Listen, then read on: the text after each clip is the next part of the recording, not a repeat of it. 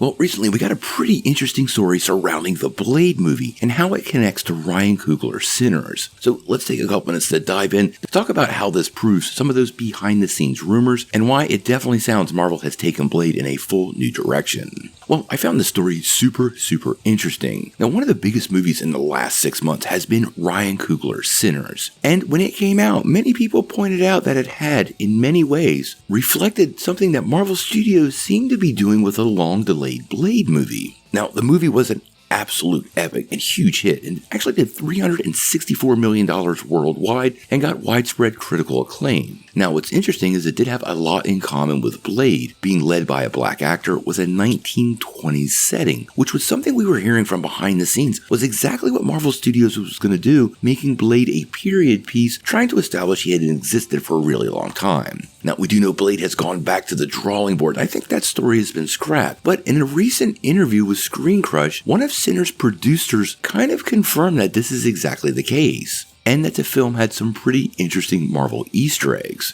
In that interview, he said Ruth Carter was working on the Blade movie, and that ended up not shooting. And at one point, that movie was going to deal with, and she talked about this before, but at one point, that film was going to deal with the past around the same era as Sinners. She happened to have a warehouse full of period-appropriate clothing, and it was like, yo, we gotta shoot this movie like tomorrow. And Marvel was generous enough and kind enough to basically let us purchase it at price.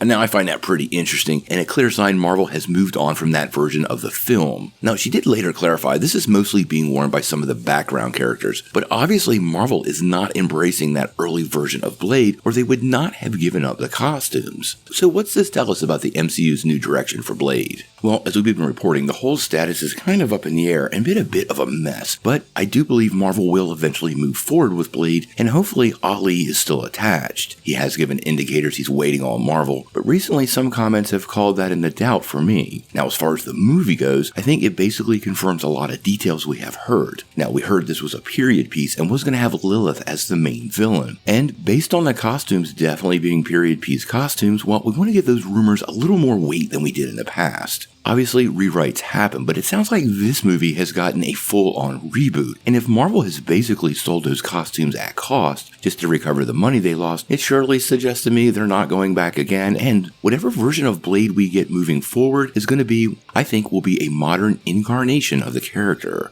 Now, to me, this is really easy. Look to the Wesley Snipes Blade and just give us something very similar to that. We need an action movie with Blade fighting vampires. Not that complicated. And maybe opening a bigger door into the greater supernatural world of the Marvel Universe. Then just basically dovetail that into Midnight Suns or out of Midnight Suns. But get this project moving because it is one fans are super excited for. Now, there are no confirmed details on when Blade's going to happen, and obviously many people are watching this project closely. We're going to keep a close eye on all the news, and especially what Ali has to say, because I am, like I reported, kind of concerned he might exit the project, and he is basically perfect for the role and excited about it, and that's something that always makes an actor's performance better. How this all works out when Blade gets in front of the camera, well, we're going to have to wait and see.